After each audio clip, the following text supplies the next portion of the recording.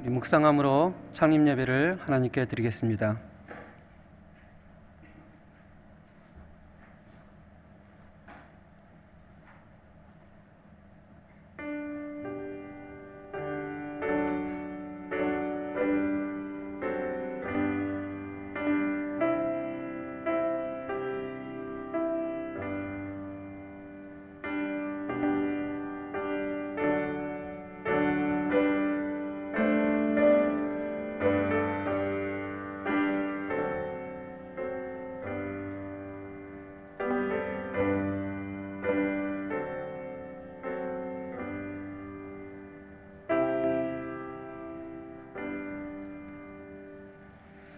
우리 사도신경으로 하나님께 우리들의 신앙 고백을 드리겠습니다. 나는 전능하신 아버지 하나님 천지의 창조주를 믿습니다.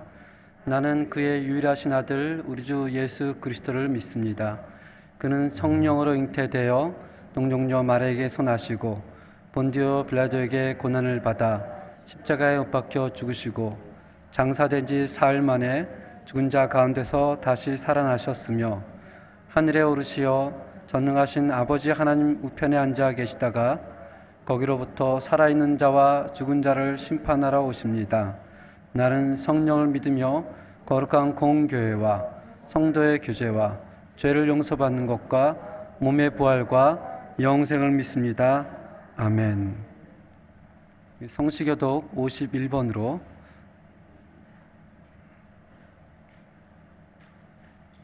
여호와께 감사하라. 그는 선하시며 그의 인자하심이 영원하미로다.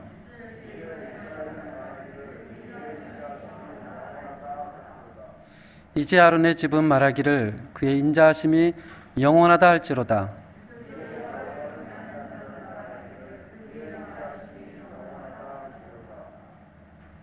내가 고통 중에 여호와께 부르짖었더니 여호와께서 응답하시고 나를 넓은 곳에서 세우셨도다.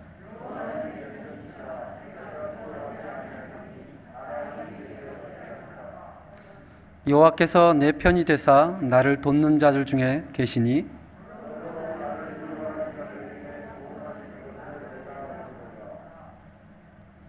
여호와께 피하는 것이 사람을 신뢰하는 것보다 나으며 여호와께 피하는 것이 고관들을 신뢰하는 것보다 낫도다.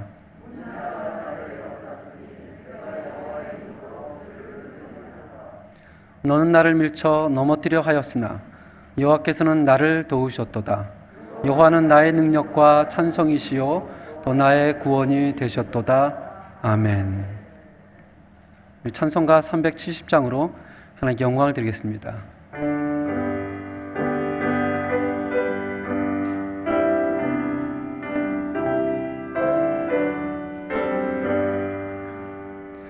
주 안에 있는 나에게 땅 근심이 있으랴. 십자가 뒤태 나아가 내 짐을 풀었네. 주님을 찬송하면서 할렐루야 할렐루야.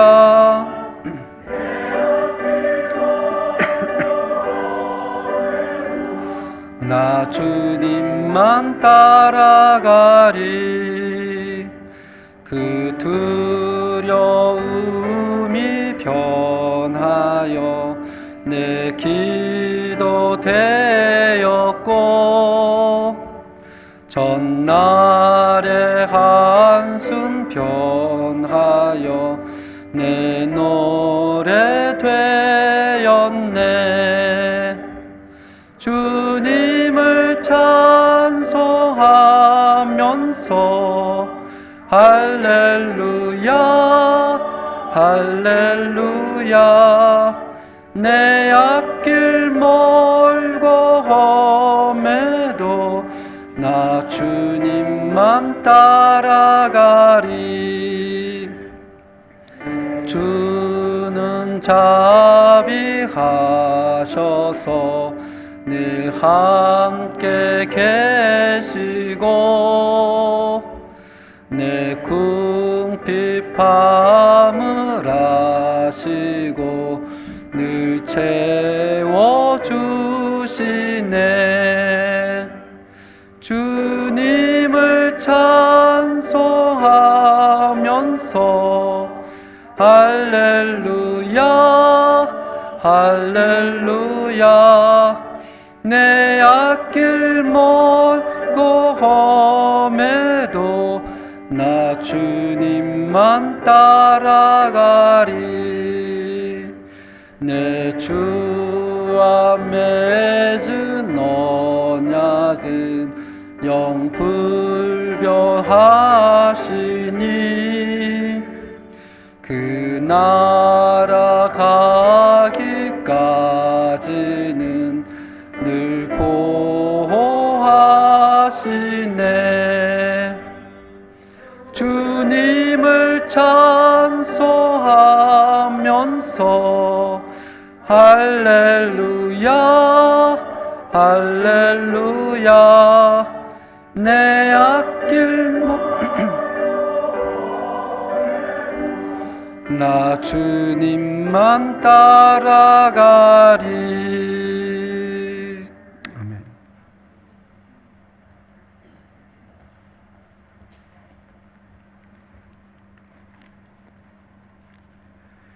우리들에게 생명을 주신 하나님 아버지, 지혜와 권능으로 언제나 우리를 지켜주시는 하나님 아버지, 사랑과 자비가 넘치는 하나님 아버지께 경배와 찬송과 영광을 올려드립니다. 2023년 새로운 한 해를 시작하게 하신 하나님 아버지, 오늘도 거룩한 날 거룩한 자리에 저희를 모이게 하신 은혜에 감사를 드립니다. 이 시간 성령 하나님의 은혜를 입어 우리들의 마음을 열어주시고 하나님 아버지의 능력을 깨달아 알게 하시어 삶 가운데 더욱 신실한 믿음으로 살아가게 하여 주시옵소서. 지난 한 해 동안 풍성한 은혜의 삶을 주신 하나님 아버지, 그 은혜가 저희들로 인해 주어진 것으로 자만하며 세상의 욕심 가운데 살아왔음을 고백합니다. 주님의 뜻에 순종하기보다는 세상의 것을 더 좋아하여 범죄하였음을 회개합니다. 이러한 저희들의 어리석음을 용서하여 주시고 긍휼히 여겨 주시옵소서. 무슨 일을 하든지 신앙의 본분을 잃지 않게 하여 주시고 범죄하는 일에 마음을 빼앗지 않도록 성령으로 충만하게 하여 주시옵소서. 지난 주간 2022년을 보내며 송구 영신 예배로 또 신년 감사 예배로 은혜 받게 하심에 감사를 드립니다.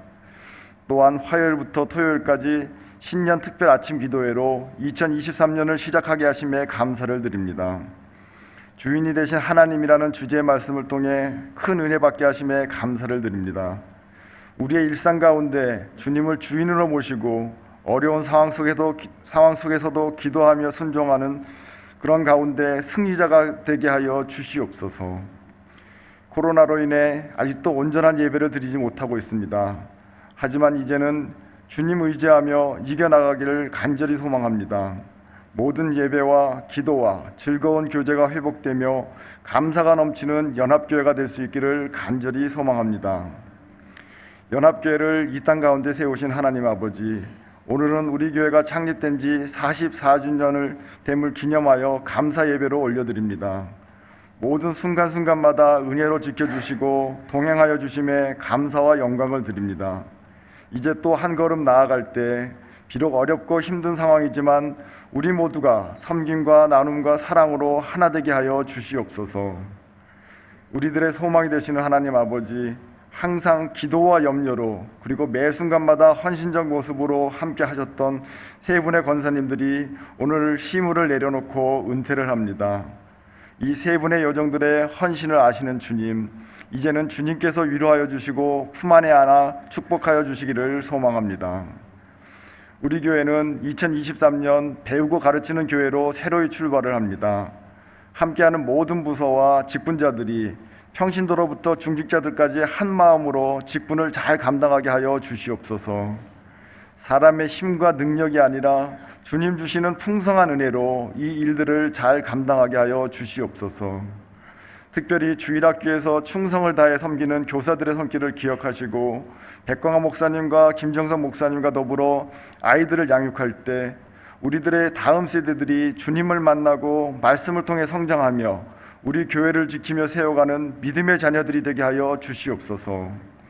다음 주에는 본교회가 1년의 살림을 정하는 예결선 공동회의로 모입니다. 우리들의 생각이 아닌 주님을 의지하오니 모든 계획과 결정 가운데 주님의 도우심으로 바른 선택을 할 수 있도록 도와주시옵소서. 우리 교회가 주님 앞에서 더욱 노력하여 교회로서의 사명을 감당하는 교회로 변화되게 하여 주시고 부흥성장하는 교회로 나아갈 수 있도록 인도하여 주시옵소서. 우리들에게 특별함으로 불러주신 주님의 종, 우리들의 선한 목자 박성준 목사님, 주님의 말씀에 목마른 우리들의 심령에 생명수가 되게 하여 주시옵소서. 말씀 위에 성령의 단비를 더하시어 풍성한 은혜 받는 우리 모두가 되게 하여 주시옵소서. 이 시간 소리 높여 찬양하며 예배를 준비하는 셀라 찬양팀에게 은혜를 주시고 마음과 정성을 다해 찬양으로 영광 올려드리는 할렐루야 성가대의 찬양을 기뻐 받아 주시옵소서. 한 주간도 하나님 아버지를 주인으로 모시며 믿음으로 사업장과 직장과 가정을 지켜나갈 때 우리 연합교회 모든 성도님들에게 풍성한 은혜, 하나님의 은혜가 있기를 소망합니다. 오늘도 온전한 믿음으로 순종하며 예배드리오니 이 모든 영광 홀로 받으시옵소서. 세상 가운데 유일하시며 완전하시며 영원하신 우리 주 예수 그리스도의 이름으로 기도드립니다. 아멘.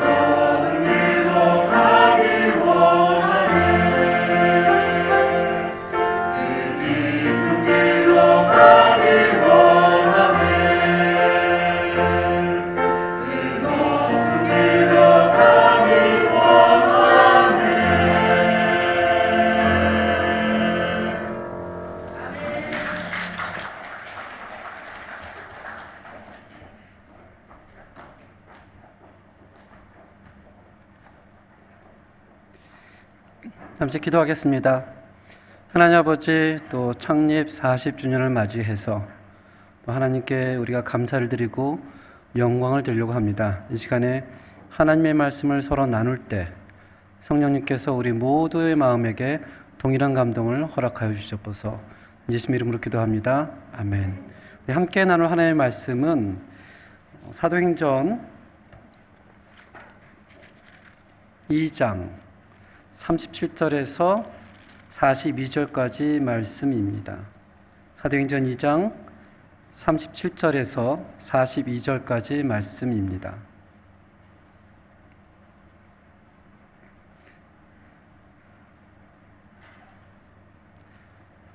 한 절씩 교독하시면서요, 맨 마지막 절은 한 목소리로 읽겠습니다. 그들이 이 말을 듣고 마음에 찔려 베드로와 다른 사도들에게 물어 이르되 형제들아 우리가 어찌할꼬 하거늘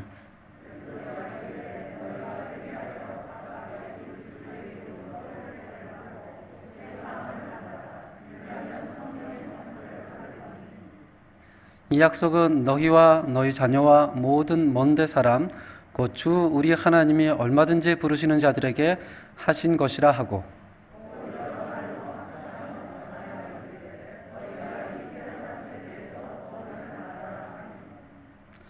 그 말을 받은 사람들은 세례를 받음에 이날에 신도의 수가 3,000이나 더하더라.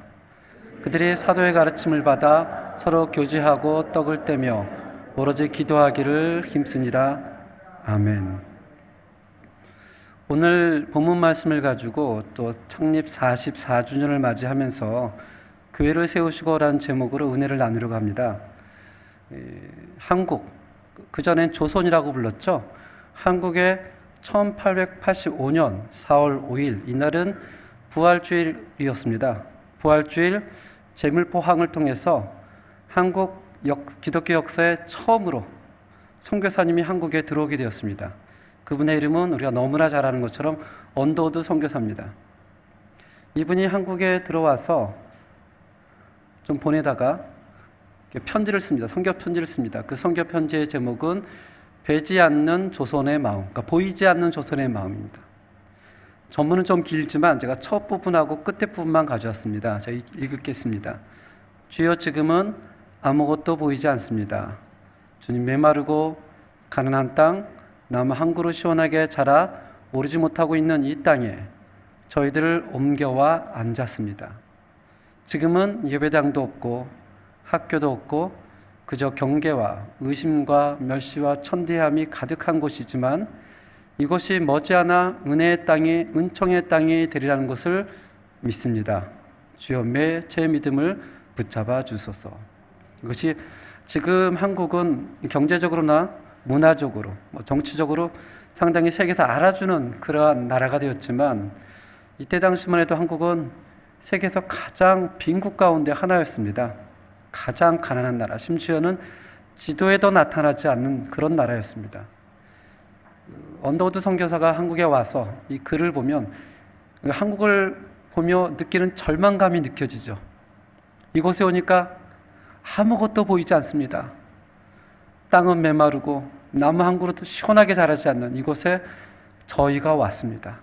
지금은 예배당도 없고 학교도 없고 그저 경계와 의심, 멸시와 천대만 가득한 이 땅에 그러나 하나님 머지않아 이 땅은 은총의 땅이 되리라는 것을 믿습니다. 이 믿음을 제발 붙잡아 주시옵소서. 이분도 기도하면서 확신이 쓰지 않는 거예요. 자기가 바라보는 이 땅에는 정말 하나님의 은총이 있을까라는 확신이 쓰지 않으니 하나님 제가 믿음이 흔들리지 않도록 저를 붙잡아 주세요 라고 이제 기도하는 그런 선교 편지였습니다. 그런데 놀라운 것은 언더우드 선교사가 1885년 4월 5일 한국에 와서 이 땅엔 예배당도 없고 학교도 없고 이렇게 글을 썼잖아요. 그런데 2년 전에 언더우드가 도착하기 이전에 1883년 5월 16일 이미 한국에는 교회가 존재했습니다. 한국 최초의 교회 소래교회라고 합니다. 소래교회. 아니 어떻게 선교사가 들어오지 않았는데 복음이 전파가 되지 않았는데 교회가 있을 수 있을까? 이 일은 세계 선교 역사에서도 흔한 일이 아닙니다. 일반적으로 선교 역사는 선교사가 복음을 가지고 들어가서 그곳에서 그 복음을 가지고 현지인들을 변화시키고 그분들과 함께 교회를 세우는 그 선교의 역사는 아르헨티나도 예외가 아니고 칠레도 예외가 아닙니다. 근데 한국은 좀 예외적인 국가였습니다. 선교사가 들어오기 이전에 2년 전에 이미 한국에 교회가 존재했다. 어떻게 해서 교회가 존재했을까라고 학자들이 연구를 해보니 서상윤이라는 사람이 있었습니다. 이분은 어렸을 때 부모를 잃고 한국에서 홍삼을 사서 만주로 왔다 갔다 하면서 장사하는 사람이었습니다. 그 당시만 해도 지금도 그렇지만 홍삼이 굉장히 값어치가 있던 거였거든요. 그래서 홍삼 행상이었습니다. 그는 여전히 조선에서 홍삼을 사서 만주로 가져와서 팔고 그 돈을 가져와서 또 조선에서 홍삼을 가지고 또 만주로 가는, 그러다 어느 날 만주에서 장티푸스에 걸리게 됩니다. 오늘날에는 장티푸스가 아무것도 아니지만 그 당시에는 생명이 왔다 갔다 하는 병입니다. 그런 가운데 운명적인 만남을 갖게 되는데 스코틀랜드에서 파송을 받은, 중국으로 선교사를 파송받은 존 낙스라는 선교사를 만나게 됩니다. 이 선교사님은 스코틀랜드에서 중국으로 선교사로 왔는데 선교 역사가 잘 이루어지지 않습니다. 그래서 나는 실패자구나 하고 돌아갈 즈음에 이 서상윤이라는 사람을 만나서 서양 의술로 이 사람의 장티푸스를 회복시켜 줍니다.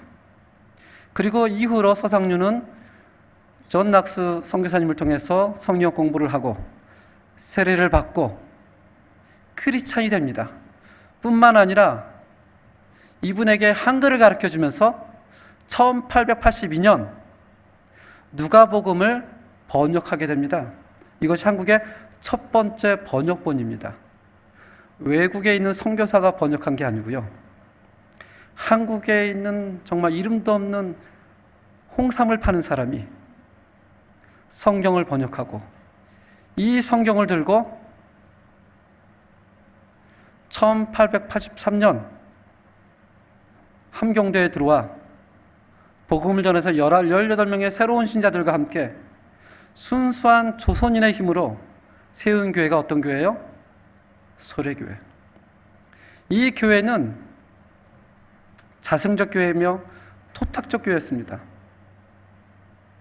선교 역사에서도 유래를 찾기 힘든 그런 일입니다. 한국인은 처음부터 부흥회를 해서 교회가 부흥된 게 아니고요. 처음부터 말씀을 사모하는 민족이었습니다. 스스로 말씀을 번역해서 그 말씀을 들고 와 외부의 도움이 없이 세운 거의 유일한 민족. 대단하죠. 그래서 선교 역사를 공부하신 분들은 한국은 정말 대단하다, 특별한 민족이다라고 얘기를 합니다. 이 칠레 한인연합교회 연역을 보니까 1979년 1월 7일 세 분의 집사님들이 모여서 교회를 세우게 됩니다. 그리고 1월 14일 체이노 집사님 집에서 산타로사 1126인가요? 1126인가요? 그곳에서 교회가 태동하기 시작을 하죠. 그때까지도 목사님이 안 계셨습니다. 보니까 어떤 장로님이 강단을 심우하다 이렇게 나와 있더라고요. 비로소 1981년에 제1대 담임인 유재일 목사님이 들어오시게 됩니다. 그러니까 한국의 교회에 세워지는 역사하고 칠레 연합교회가 세워진 역사가 좀 비슷해요. 어느 목사님이 와서 우리 교회 시작합시다 하고 세워진 게 아니고요.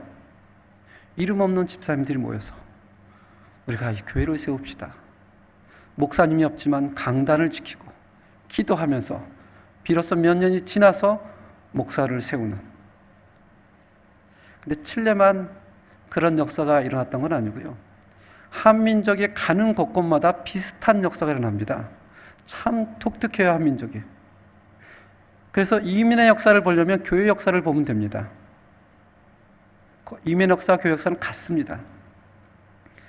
제가 2001년 아르헨티나에서 총신 신전을 공부하러 갔습니다. 아르헨티나에서 한국을 가기 직전까지 제가 사역했던 교회는 아르헨티나에 있는 한국인 교회입니다. 뭐 아시는 분도 계시겠지만 한국인 교회는 아르헨티나 한인교회에서 가장 먼저 세워진 오래된 교회입니다. 그곳에서 전도사로 3년을 사역하고 2001년에 한국에 가서 통신신도를 공부하면서 2004년도에 인사동에 있는 승동교회 교육전도사로서 사역을 시작하게 됩니다. 그 승동교회는 1893년도에 설립된 저희 대한예수교 합동측 교회에서는 제일 먼저 세워진 교회입니다. 그래서 우리는 그 교회를 어머니 교회라고 하죠. 그 교회에서 2008년도에 선교사로 아르헨티나에 파송되고 그리고 2022년도 12월 달 칠레 한인연합교회에 왔습니다. 와보니 칠레 한인연합교회는 또 한인교회 중에서 제일 먼저 세워진 교회더라고요. 그래서 이렇게 제가 정리를 하면서 제가 역사가 있는 교회, 제일 먼저 세워진 교회하고 참 인연이 깊구나라는 것을 알게 되었습니다. 오늘 44주년 창립 예배를 드리면서 그렇다면 이 땅에 처음 교회가 세워질 그때는 어땠을까? 한번 그때 사도행전으로 돌아가서 그 예루살렘 교회를 함께 보실 수 있기를 바랍니다. 예수님께서 부활하시고 40일 동안 제자들과 함께 계십니다. 그 40일 동안 예수님은 하나님의 나라에서 말씀을 계속해서 가르칩니다. 그리고 40일째 되는 날 승천하기 직전에 제자들에게 이렇게 얘기를 하죠. 너희는 아버지께서 약속하신 것을 기다려라. 예루살렘을 떠나지 말고. 이 예수님께서 약속하신 것은 무엇일까요? 잘 알죠. 성령님입니다. 성령님. 성령님이 오시고 나서 마가다락방에서 120명의 사람들이 성령님이 오시기를 계속해서 기다리고 있습니다. 그리고 주님이 승천 직전에 이렇게 얘기를 하죠. 오직 성령이 너에게 마시면 너희가 권능을 받고 예루살렘과 온 유대와 사마리아 땅 끝까지 이르러 내 증인이 되리라. 이 말씀을 남기시고 제자들은 120명의 사람들은 마가다락방에서 기도하기 시작을 합니다. 저번 주 화요일부터 토요일까지는 신년 특별 아침 기도회가 있었습니다. 특별 아침 기도를 하면서 이렇게 강구를 했습니다. 화요일부터 토요일까지 5일 동안 교회에서 이 대예배당에서 아침 예배를 합니다. 이렇게 강구를 했죠. 그래서 이제 날짜가 명시되어 있으니까 첫째 날은 한 32분 정도 오시고 둘째 날은 한 34분 정도 오시고 조금씩 늦으셔서 마지막 날은 좀 많이 오셨어요. 이제 그런 날짜를 보면 우리 마음속에 이런 생각이 듭니다. 한 번은 가야 되지 않을까 뭐 이런 생각도 하면서요. 그렇지 분자인데 또는 날짜가 다가오면서 그래도 마지막엔 가봐야지 하면서 이렇게 조금 숫자가 늘었던 것 같습니다. 근데 만약에 특별 기도를 하면서 제가 다음 주 화요일부터 특별 기도를 시작합니다 라고만 광고를 하면 우리 머릿속에 어떤 생각이 들겠어요? 언제까지 간다는 거지? 너무 막연하지 않습니까? 지금 주님께서 너에게 성령을 주시겠다 하고 승천하실 때 내가 1월 7일 주겠다 1월 14일 주겠다라고 약속하신 것이 아닙니다. 그냥 너희는 기다려라. 예루살렘을 떠나지 말고 기도해라. 너에게 성령을 주겠다라고 합니다.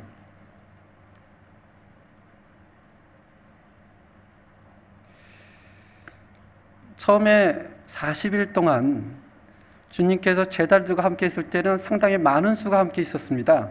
고린도전서 15장 5절 8절 보면 주님이 40일 동안 자기를 보여주신 사람들을 언급합니다. 첫째는 누구에게요? 게바에게. 두 번째는 12제자에게. 세 번째는 500명의 형제에게. 그 다음은요? 예수님의 형제 야고보에게. 그 다음엔 모든 사도, 12사도가 아니고요. 사도라 이크롬을 받는 70여 명의 사람들입니다. 맨 마지막엔 누구에게도 보이셨다고요? 사도 바울에게. 이것을 이렇게 정리해보면 예수님이 40일 동안 함께 했었던 사람들은 대략 600명으로 보입니다. 600명. 근데 마가다락방에 모였던 사람들은 120명밖에 모이지 않습니다. 예수님이 너무 막연하게 내가 너에게 성령을 주시겠다라고 했는데 그 기간을 정해놓지 않자 그 600명의 사람 가운데 많은 사람들이 떠나고 마가다락방에는 120명이 언제 올줄 모르는 성령을 위해서 기도합니다. 사도행전 2장에 보니까 이렇게 시작을 합니다. 오순절날의 이름에, 오순절이라는 것은 스페인어로 디아 펜테코스테스 해서 말 그대로 50일째 되는 날이거든요. 예수님께서 부활하신 후에 50일째 되는 날에 성령님이 오셨다고 성경은 기록합니다. 그럼 이 가운데 한 40일 동안 주님이 제자들과 함께 계시고 40일 이후부터 제자들은 마가다락방에서 며칠 동안 기도한 것 같습니까? 10일 동안. 마가다락방에서 10일 후에 성령님이 오실 거라는 사실은 전혀 모른 채 그냥 기도하는 겁니다. 주님이 약속하셨으니까 오시겠지. 그 성령님이 오셔서 사람들이 각기 다른 언어로 말을 하기 시작을 합니다. 그렇게 넓지 않은 공간에서 120명의 사람들이 서로 다른 언어들을 막 말한다고 한번 상상을 한번 해보세요. 어떤 사람은 스페인어로 얘기하고, 어떤 사람은 한국말로 얘기하고, 어떤 사람은 영어로 하고, 어떤 사람은 포르투게스로, 수많은 얘기가 나온다면 무슨 얘기인지 알 수가 없죠. 그래서 그것을 봤던 사람들이 저 사람들이 술에 취했구나라고 얘기를 합니다. 그 얘기를 듣자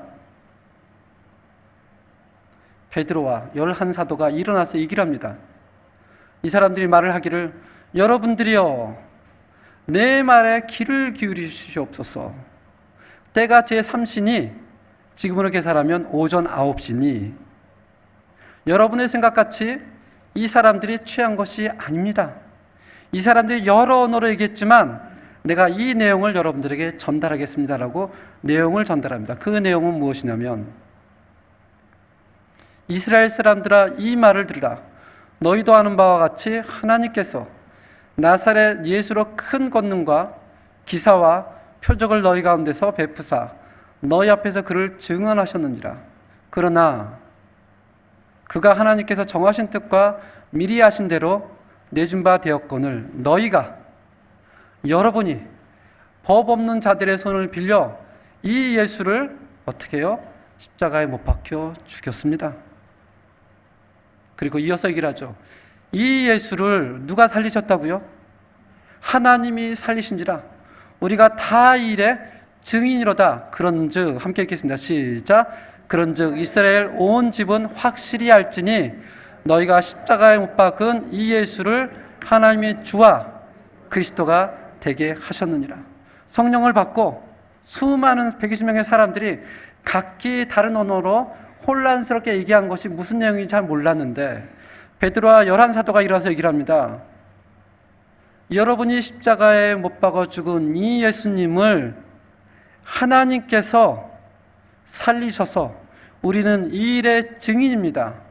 하나님께서 이 예수님을 주와 그리스도가 되게 하셨으니 이것이 성령을 받고 120명의 사람들이 각기 다른 언어로 증언한 내용이었습니다. 혹시 이 장면을 기억하십니까? 집에 컴퓨터를 열고 성경에서 교회가 나오는 구절을 딱 치시면 마태복음 16장 18절에 처음으로 교회라는 단어가 등장을 합니다. 이 상황은 어떤 상황이냐면 제자들을 모아놓고 예수님이 질문을 합니다. 사람들이 나를 누구라 여기느냐? 제자들이 얘기를 하죠. 사람들이 예수님을 선지자라고 얘기합니다. 어떤 사람은 엘리야라고 얘기합니다. 어떤 사람은 세례 요한이 죽었다가 다시 돌아왔다고 얘기합니다. 이때 예수님이 제자들에게 묻습니다. 너희는 나를 누구라 생각하느냐? 베드로가 얘기를 하죠. 너무나 유명한 구절입니다. 함께 읽어보겠습니다. 주는 그리스도시요 살아계신 하나님의 아들이십니다. 바요나 시몬 내가 복이 있도다. 이 고백은 너의 혈통으로서가 아니라 하늘로부터 오는 하나님의 은혜로다. 내가 이 고백 가운데 내 교회를 세우겠다 라고 교회란 말이 처음으로 나옵니다. 어디에 세우겠다고요? 이 고백 가운데 예수가 그리스도시요 예수가 살아계신 하나님의 아들이라는 이 고백 가운데 누구 교회를 세우겠다고요? 내 교회를 세우겠다. 음부의 권력이, 음부의 세력이 결코 이길 수 없다. 이 장면을 너무나 유명한 것이기 때문에 우리가 다 기억하시죠? 이 장면을 기억하면서 사도행전을 한번 돌아와 보세요. 120명의 사람들이 마가다락방에서 기도하는 가운데 성령을 받습니다. 각기 다 다른 언어로 사람들이 말해서 혼란이 일어났지만 베드로가 그 말에 대해서 설명을 붙이죠. 여러분 들으십시오. 여러분들이 십자가에 못 박으신 그 예수 그리스도를 하나님께서 다시 살리셔서 그를 주와 그리스도로 만드셨습니다. 똑같은 고백 아닌가요? 이 고백 가운데 세워진 교회가 이 땅 지상에 처음으로 세워진 교회, 예루살렘 교회입니다. 예루살렘 교회.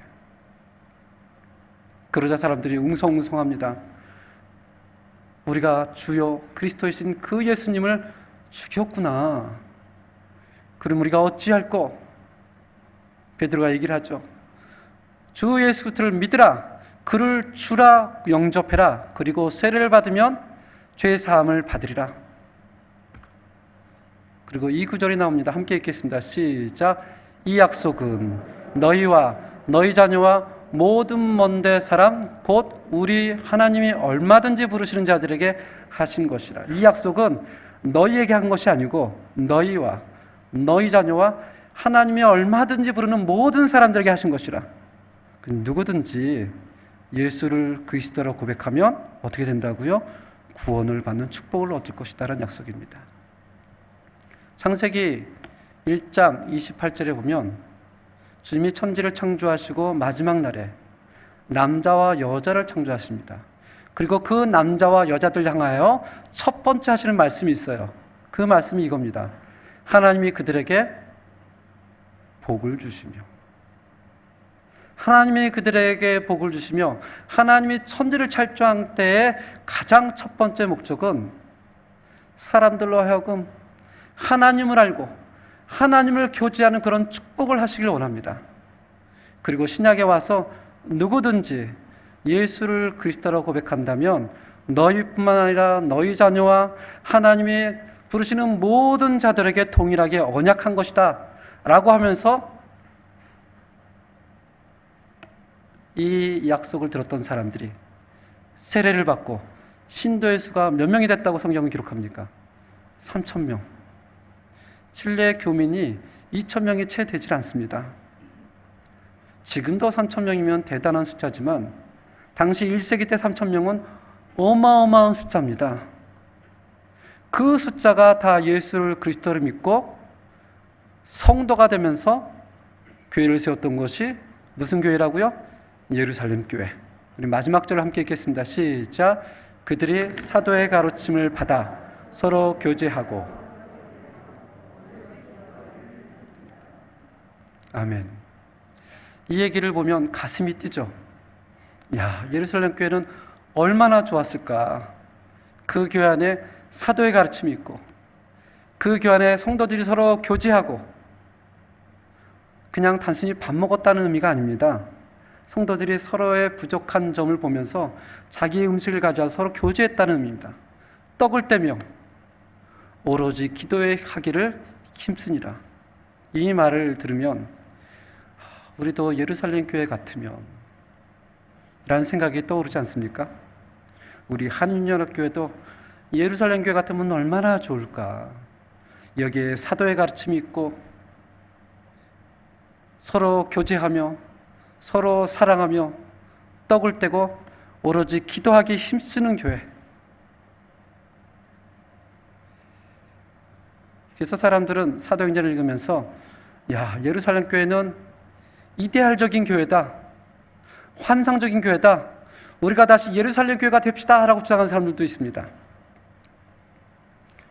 그렇지만 예루살렘 교회라고 이렇게 환상적이고 이상적인 면만 있지는 않았습니다.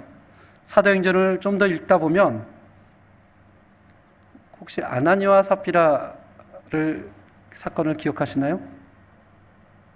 이 사건이 있은 후에 얼마 되지 않아 사람들이 교회에 너무너무 많이 몰려듭니다. 처음에는 감사함으로 헌금을 했는데 사람들이 점점 많은 헌금을 하기 시작을 하고 그 안에 헌금을 많이 한 사람들이 목에 힘을 주기 시작을 합니다. 앞에 자리에 앉기 시작을 해요. 그러다가 어느 날 바나바란 사람들이 자기 땅을 팔아서 헌금하는 사건이 발견하게 됩니다. 이것을 옆에 봤던 아나니와 삽비라가 마음이 불편해요. 자기도 교회에서 한 자리 하고 싶은데, 나도 목소리를 내고 싶은데, 아니 저 사람이 먼저 선수를 친 겁니다. 그래서 어떻게 합니까? 자기도 땅을 팔아서 일부는 숨기고 일부는 헌금을 하는 가짜 헌금 상황이 예루살렘 교회에 등장하게 됩니다. 사도의 가르침이 있고 성도가 교제하고 힘써 기도하는 그 교회에도 사람들의 시기 질투가 있었습니다. 누가 앞자리에 앉을까? 누가 더 권력을 쓸까? 그러다가 아나니아 삽비라 죽음을 맞이하죠. 좀 더 지나면 그 사건만 있었던 것은 아닙니다. 예루살렘 교회에는 크게 두 부류의 사람이 있었습니다. 헬라파 유대인들이고 히브리파 유대인들이 있었습니다. 근데 숫자가 히브리파 유대인들이 훨씬 많았습니다. 교회에 들어온 헌금을 가지고 구제를 하는데 숫자가 적은 헬라파 과부들을 외면하기 시작을 합니다. 자기들끼리만 막 나눠 갖기 시작을 해요. 그래서 교회 안에 분란이 생깁니다. 어떻게 너희들은 너희들만, 교회 안에서 파가 존재하기 시작했던 거예요. 그래서 7명의 집사를 뽑는데 그 7명의 집사가 다 헬라파 유대인들에서 나옵니다. 좀 더 성경을 계속 나아가면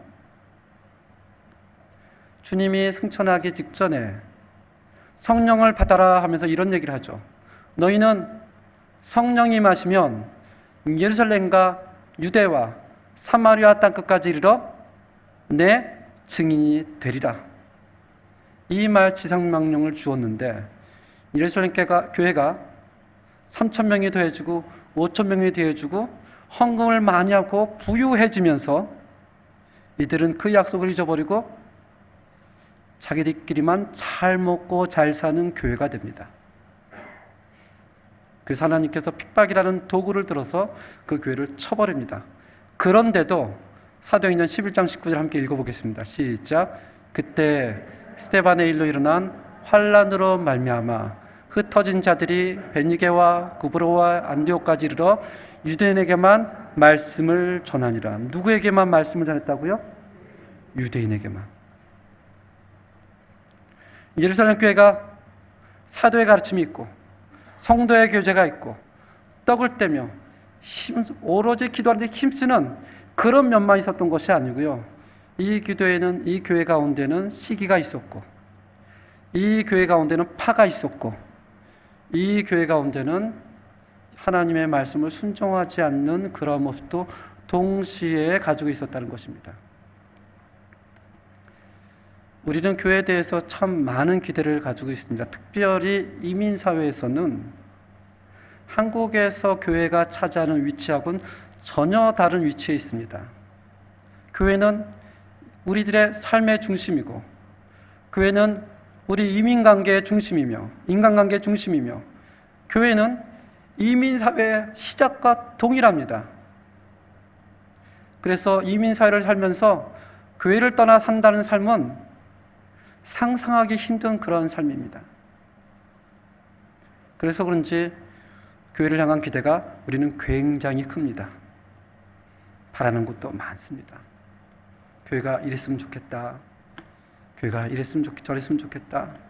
이런 얘기들은 여전히 우리 마음속에 교회에 대한 관심이 크기 때문에, 기대가 크기 때문에 있다는 것을 반증해 주고 있다라고 저는 생각을 합니다. 그런데 기대가 크다 보니 실망도 동시에 굉장히 큽니다. 그로 인해 시험에 들기도 합니다. 우리가 각자 가지고 있는 교회 상이 있습니다. 사랑이 많은 교회, 어떤 성경에 존재하지 않는 상상 속에 있는 교회상을 우리는 다 가지고 있습니다. 그래서 그 상상 속의 교회가 예루살렘 교회라고 착각을 합니다. 그렇지만 이 지상에 태어난 첫 번째 예루살렘 교회도 참 문제가 많았습니다.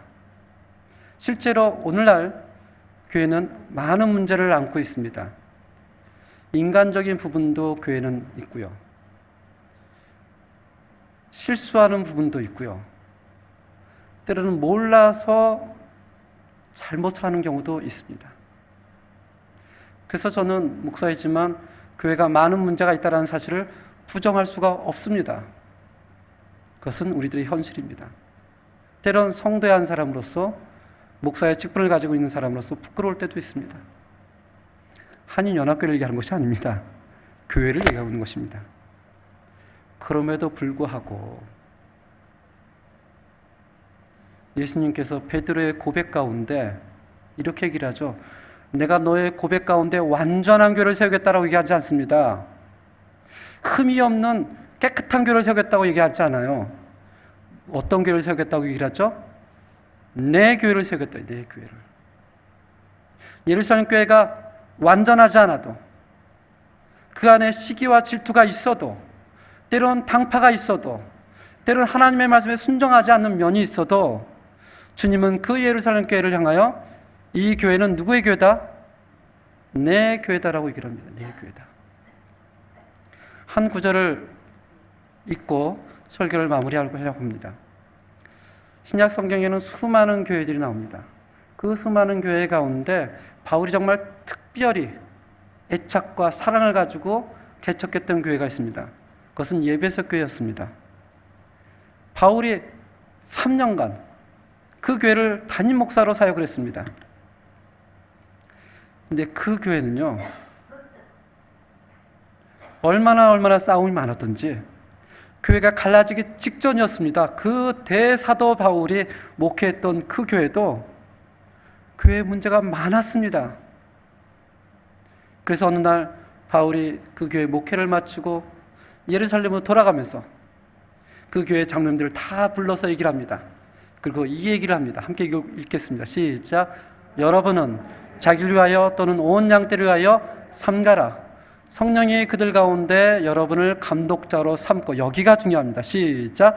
하나님이 자기 피로 사신 교회를 보살피게 하셨느니라. 그 문제 많던 교회 안에 서로 당파가 있어서 막 갈라지고 하려는 그 교회를 향해서 바울이 얘기를 합니다. 그 교회는 하나님이 누구의 피로 사셨다고요?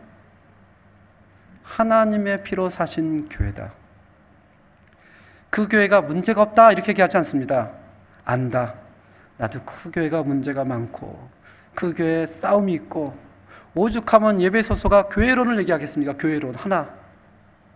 그렇지만 그 교회는 하나님이 자기의 피로 사신 교회라는 것을 여러분은 인정해야 됩니다 라고 마지막 말을 남기는 것입니다. 한인연합교회가 44년 전에 목회자가 없이도 정말 이름 없는 성도님들을 모여서 이 땅에 교회를 세웠습니다. 44년의 역사 가운데 우리에겐 자랑스러운 역사도 있고, 때로는 숨기고 싶은 역사도 있고, 부끄러운 역사도 있습니다. 그렇지만 우리는 이 교회를 향해서 예수님이 세운 교회임을 고백해야 됩니다. 이 교회가 하나님이 하나님의 표로 세우신 교회임을 고백해야 됩니다. 교회가 왜 그래? 교회는 때론 지탄을 받을 수밖에 없습니다. 그럼에도 불구하고 여러분 지탄하는 그 교회가 하나님이 자기 피로 사신 교회임을 부정해서는 안 됩니다. 정말 그러면 안 됩니다.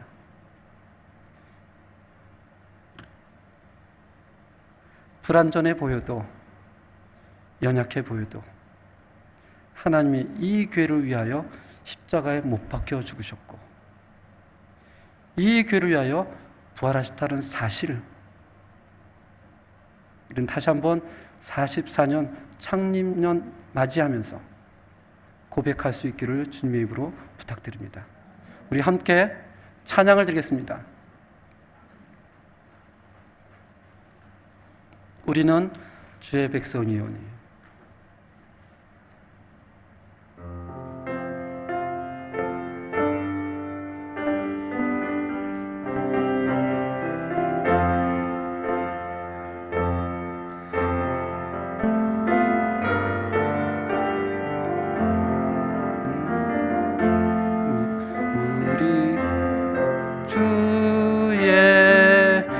백성이오니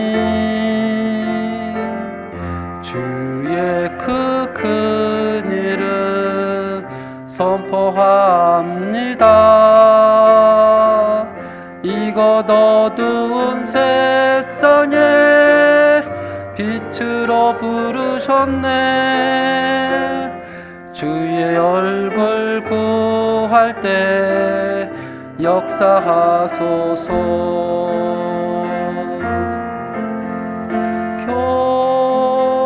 교회를 세우시고 이 땅 고쳐주소서. 주님 나라 임하시고 주 뜻 이뤄지다. 우리 기도하겠습니다. 하나님 아버지, 오늘도 하나님께서 하나님의 피로 사신 이 교회에 나와 우리가 하나님의 이름을 영광을 되기를 원하며 하나님의 이름을 찬양해 원합니다. 연약한 우리들이 모였기에 여전히 부족하고 어려운 점이 있지만 그럼에도 불구하고 이 교회는 하나님이 세우신 교회요, 하나님의 피로 사신 교회임을 우리가 이 시간에 고백을 합니다. 하나님, 우리가 그런 믿음과 고백으로 하나님께 헌금을 드립니다. 하나님, 이 헌금을 통해서 영광 받아 주옵시고 하나님의 나라의 영광이 되기를 원합니다. 예수님 이름으로 기도합니다. 아멘.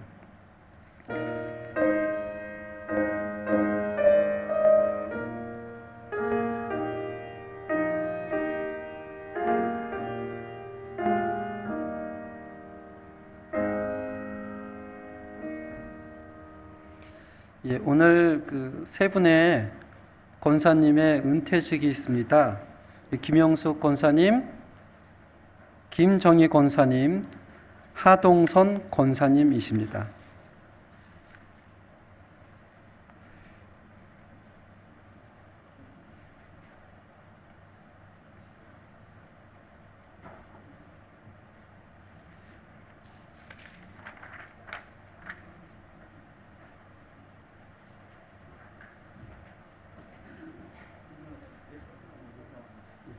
우리 김영숙 권사님 먼저 앞에 나오시면 감사하겠습니다.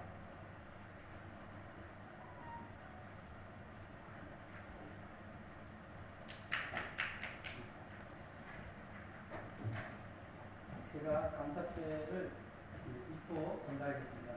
권사님께서는 일평생 한결같은 마음으로 교회를 위해 충성과 봉사를 아끼지 않으시고 은퇴하시기까지 주님의 일에 헌신해 오셨기에 온 교우가 감사하는 마음으로 담아 이 패를 드립니다. 주고 2023년 1월 8일 신뢰 한인연합교회 담임 목사 박성준.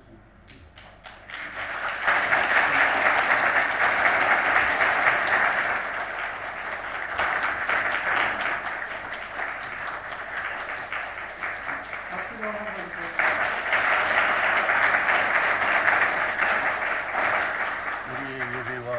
찬양 받으시기 합당하신 하나님 아버지, 은혜와 사랑을 감사드립니다. 예배 후에 우리 장로님들과 또 그 외 권사님들 가족들 사진 촬영은 예배 후에 이 자리에서 하겠습니다. 지금 이제 그 감사패 받는 사진만 촬영을 합니다. 김정희 권사님,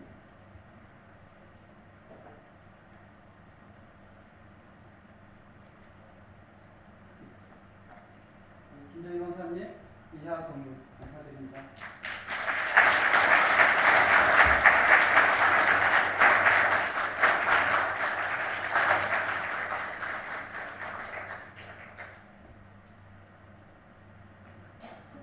하동선 권사님,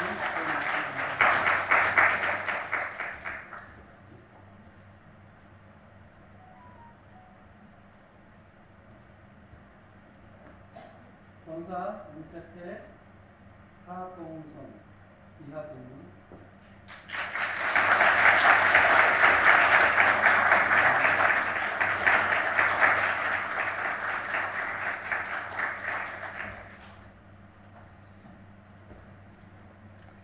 평생을 또 교회를 섬기시고 하나님 섬기셨던 우리 세 분의 권사님께 진심으로 감사를 드립니다. 사진 촬영은 예배 후에 이 자리에서 우리 권사님들과 우리 신부장님들과 또 그 외 또 권사님들과 함께 사진 촬영하는 시간을 갖겠습니다. 교회 소식입니다. 매일 저녁 9시에 온 성도들이 함께 기도하는 시간이 있습니다. 기억하시고 합심 기도 제목을 가지고 기도해 주시면 감사하겠습니다. 그리고 아침 기도회가 매주 화요일에서 토요일까지 오전 7시 30분 소예배실에서 있습니다. 조금 더 나오시니까요.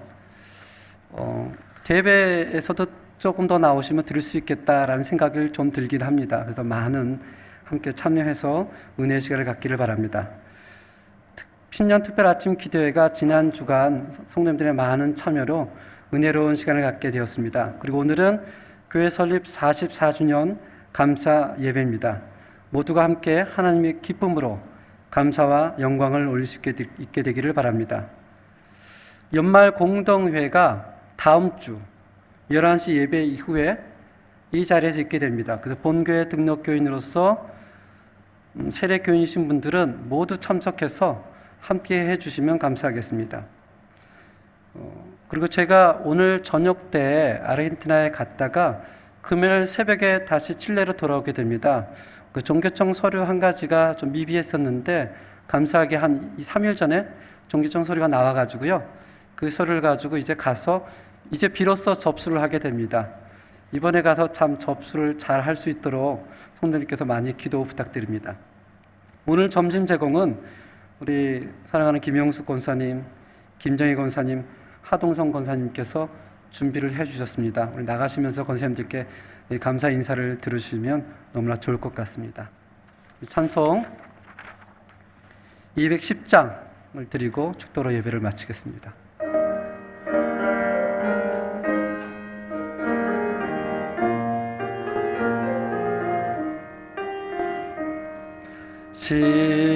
시온성과 같은 교회 그의 영광 한없다.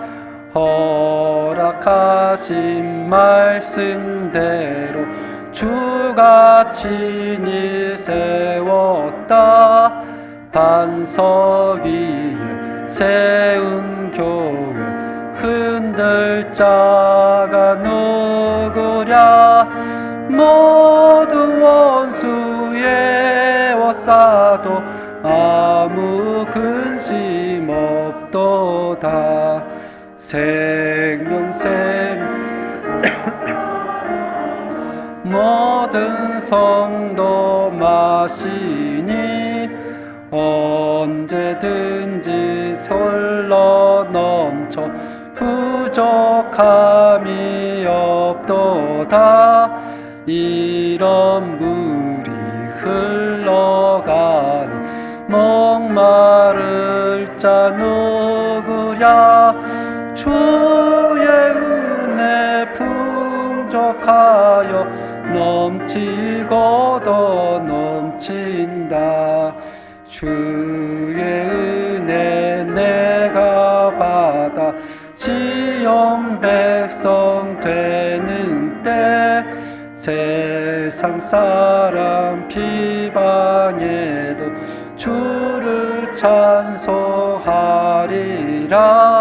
세상 헛된 모든 영광 아침 안개 같으나 주의 자녀 받을 복은 영원 무궁하도다. 아멘. 지금은 우리 주 예수 그리스도의 은혜와 하나님의 놀라운 사랑과 성령님의 교통하심이 44년 전 이 땅에 하나님이 하나님의 피로 사셔 세우신 칠레 연합교회 모든 성도님들 위해 지금부터 영원까지 함께할지어다. 아멘.